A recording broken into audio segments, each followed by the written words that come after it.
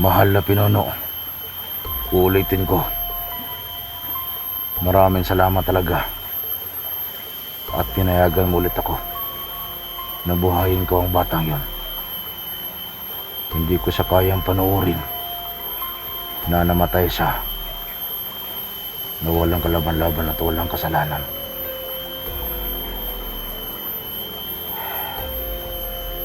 Ramdam ko talaga itong ire na ito. Dito dumaan yung vlogger na nakalabas ang bituka. Nakikita ko sa aking isipan, dito siya dumaan. Pero ramdam ko na mayroong kunting itim na mahika ang nakabalot sa kanya dito. At alam ko rin, nakikita ko rin sa aking hinaharap,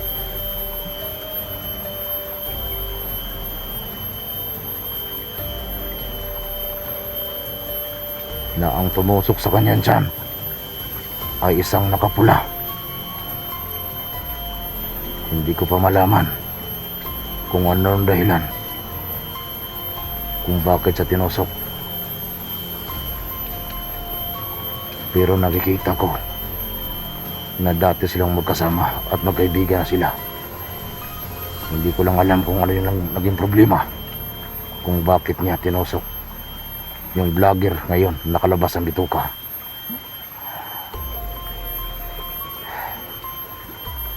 At tungkol doon kay Junji at kay Bibi Lemuel, huwag kayong mag-alala kasi nakikita ko na hindi magtatagal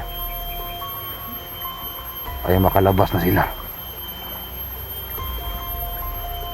Lahat ng mga viewers dyan, huwag na kayong mag-alala kasi nakikita ko sa aking isipan, konting panahon na lang ay ma-rescue na sila ng mga hunter na naghahanap ngayon. Pero ang problema ko ngayon, itong isang vlogger na nakalabas ang bituka, palaging humihingi ng tulong at walang naghahanap. Pero meron akong isang vlogger na sagap na naghahanap sa kanya. Hindi ko kilala kung ano ang pangalan. Siguro mga viewers ni Jigo yan, baka kilala nyo kung sino ang vlogger na yon na naghahanap sa vlogger na nakalabas ang bituka. Yung bata na ihatid ko na sa kanilang tinitirahan, andito pa rin tayo sa may sapa. Basta nakikita ko dito nubaan ang vlogger na nakalabas ang bituka.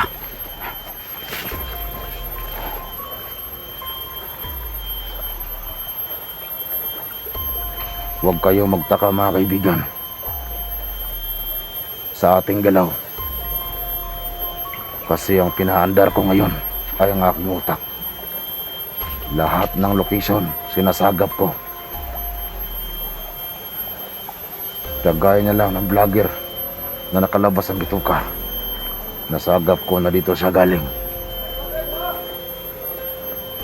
May biglang sumigaw at ramdam ko dumadaan siya dyan, yung vlogger ngayon na nakalabas ang bituka.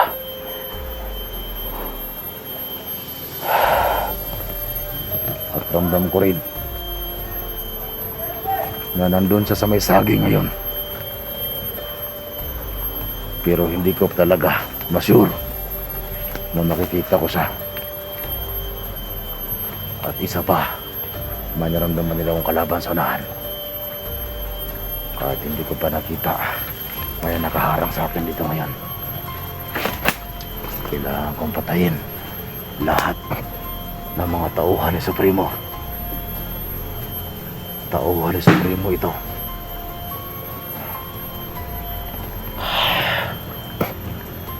Ayun,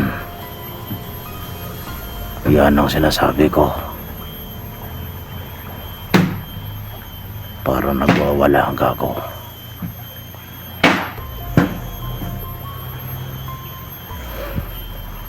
Tauhan ni Supremo yan. nagwawala. Papatayin kita gamit ang tagulilong ko.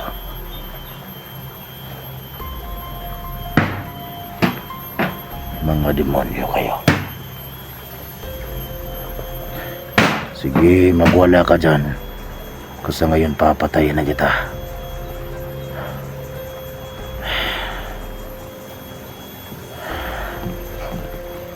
Tara, papatayin na natin yan. Hindi yan makikita sa atin. Walang makikita yan. Kahit nadikitan pa natin yan.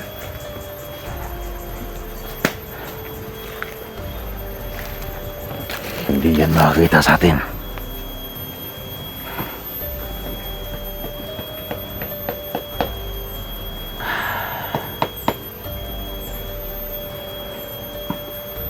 Sige.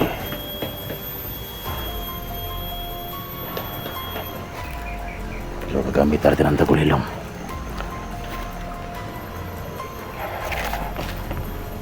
Mga kaibigan, kahit na hindi yan makita sa atin, gagamit natin ang tagulilong yan.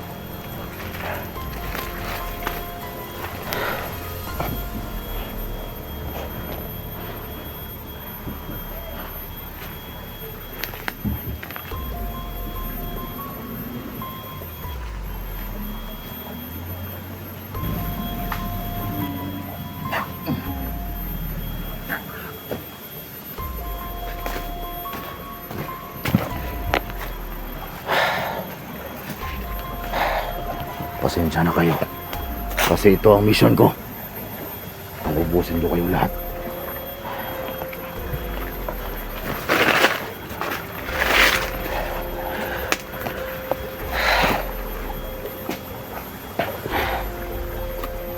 May kasama yon.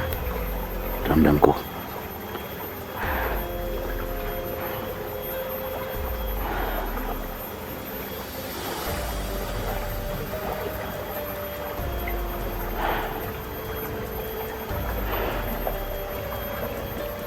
Itong sapa na ito. Ito yung sapa kung saan nagbiyak si Daniel.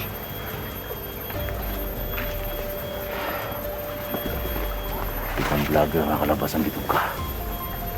Medyo malapit lang sa atin. Ang problema lang, meron ding itim na mahika na nakabalot sa kanya. Kailangan tong alayan. Kailangan niya ng alay. Itong vlogger na ito na nakalabas ang bituka.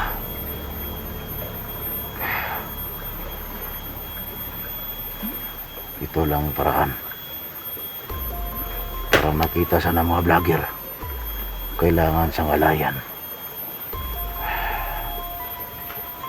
Nandito lang ang vlogger na yan.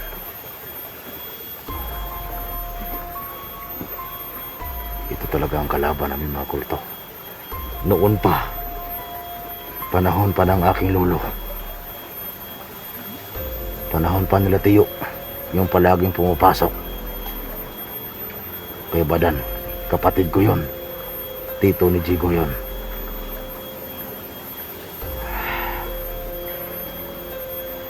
Yan talaga ang kalaban namin, itim na mahika. Gusto ko lang sabihin sa inyong lahat na itong vlogger na nakalabas ng bituka, kailangan itong alayan para makita. Sana ay huwag siyang mamatay kasi delikado talaga ang kalagayan niya. Nakalabas ng bituka niya. Kasi pag yan namatay, hindi ko papayagan at hindi ko kakayanin na wala akong gagawin para buhayin siya. Ang problema ko ngayon, ang binibigay ng mahal na pinuno sa akin, 3 beses lang ako piling bumuhay. May nabubuhay na akong 2 bata. 1 beses na ako piling bumuhay. At kailangan ko naman mag-alay para makabuhay ulit ako ng mga patay na walang kalaban-laban at mabuting tao. Ngayon, may kalaban na naman sa unahan. Kahit na itong tago ninyo, makikita ko kayong lahat. Hindi niyo ako pwedeng pagtaguan. Puwera na lang kay Supremo kasi meron siyang itim na mahika. Hayop ka talaga, Supremo. Iyan ang sinasabi ko. Isa yan sa kasamahan ng ating napatay ngayon lang bago.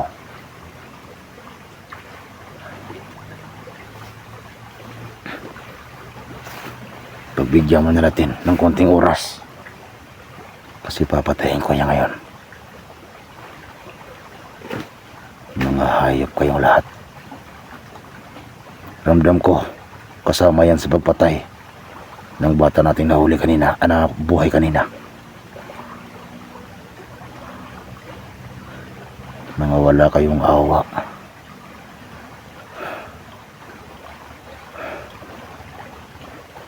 Ang tulad ninyo ay dapat ubusin.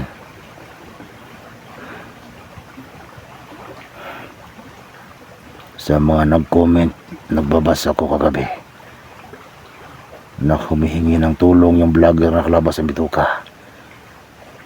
Nagbago ang takbo ng utak ko. Kasi oo, tama kayong lahat. Marami na naghahanap kay Junji. Pero para sa akin, ang lahat ng makikita ko ay ililigtas ko lahat. Wala akong pipiliin.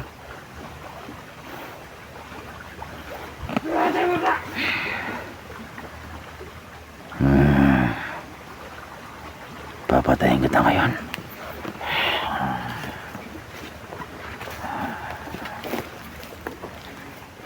Kailangan yung patayin lahat.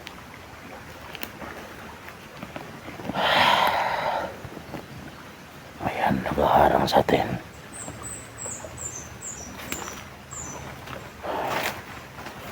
Pero kahit palabit natin yan, hindi yan makita sa atin.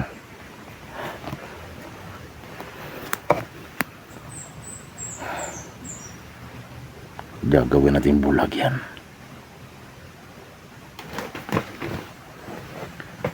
Walang makikita yan kahit na malapit lang tayo.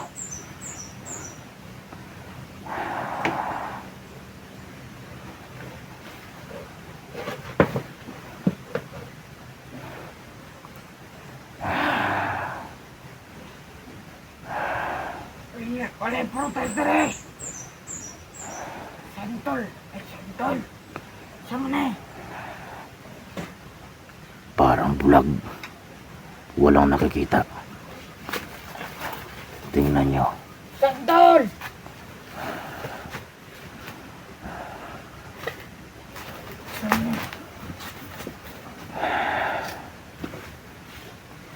May pinuntahan.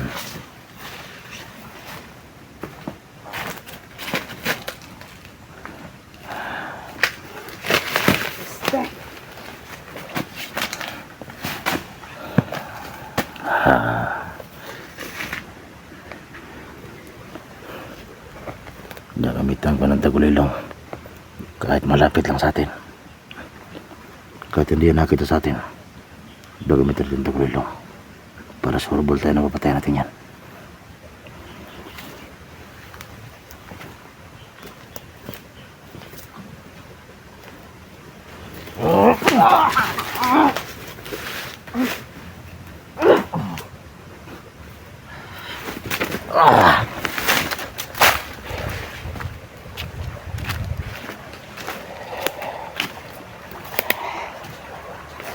Ito na yung sapa.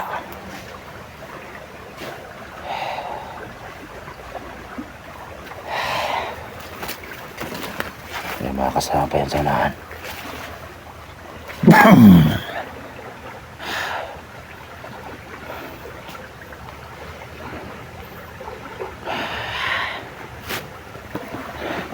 Tulong na tayo.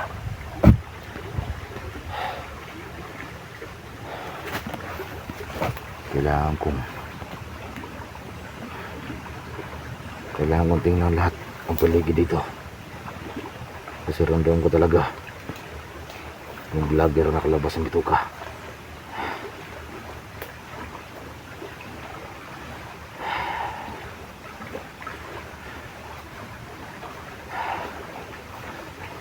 Kasi dahil nandito rin naman tayo sa location niya ngayon. Kailangan natin hanapin to. Pero ramdam ko talaga ang itim na mahika na nakabalot sa kanya.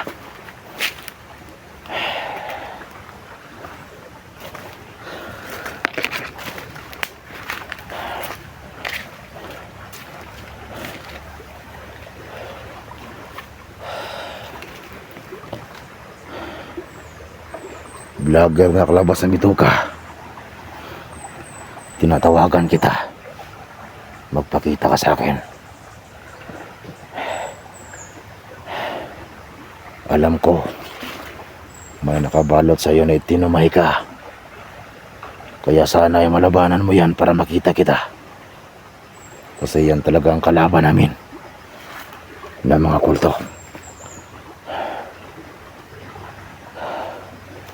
Mga kaibigan, kung makita ninyo ang video na ito, i-comment ninyo kung ano ang pangalan ng vlogger na ito na nakalabas sa bituka.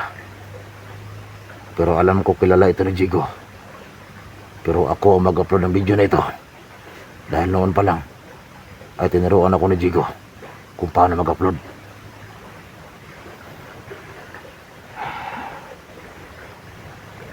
At isama nyo na rin i-comment yung pangalan ng isang vlogger na naghahanap sa kanya. At tungkol sa kanilang tatlo, Daniel Junji, Bibilimil, konting panahon na lang, makalabas na sila. Tandaan nyo yan mga kaibigan, ang aking sinasabi. Nakikita ko yan sa aking isipan sa hinaharap. Kaya huwag kayong mag-alala. Kasi malapit ang matapos ang paghihirap nila.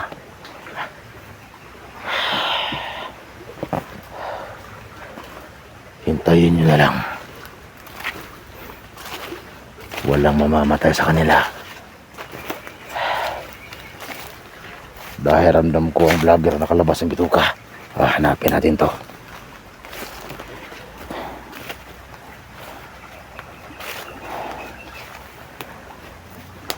At sana ay hindi siya mamatay kasi nga nakalabas yung kanyang bituka.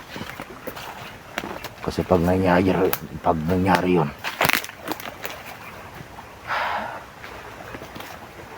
mabubuhay na naman natin siya. At alam ko medyo mahirap na sa akin yun. At sana ay payagan pa tayo ng ating mahal na pinuno. Kasi 3 beses lang ko pwedeng bumuhay na patay.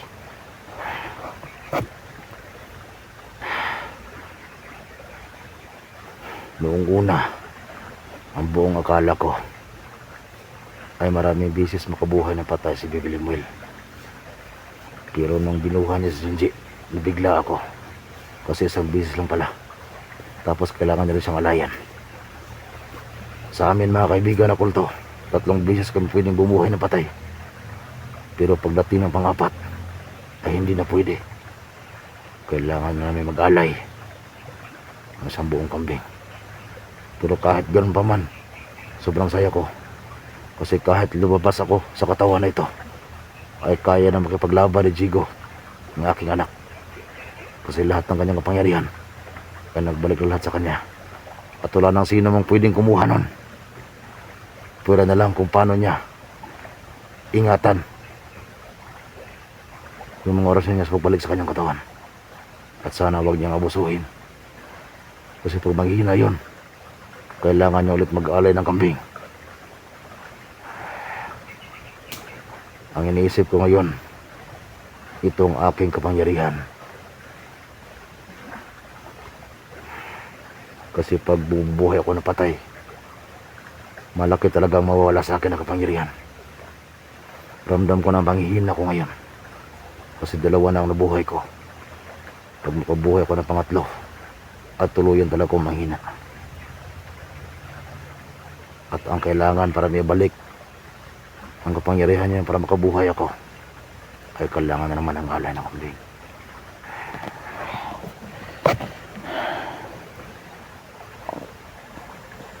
Magpakita ka sa akin, vlogger, na nakalabas ng bituka.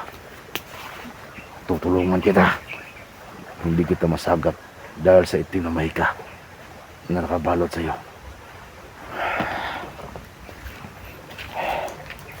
Nakikita ko sa kanya, parang pumasok siya sa may saging, sa puno ng saging.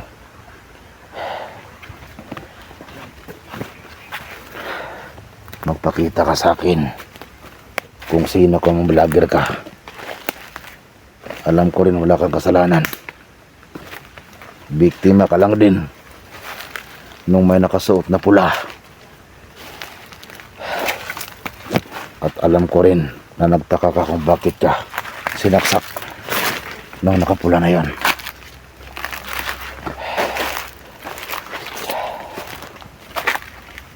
Ganitong saging yung kanyang pinasukan. Nakikita ko sa aking isipan.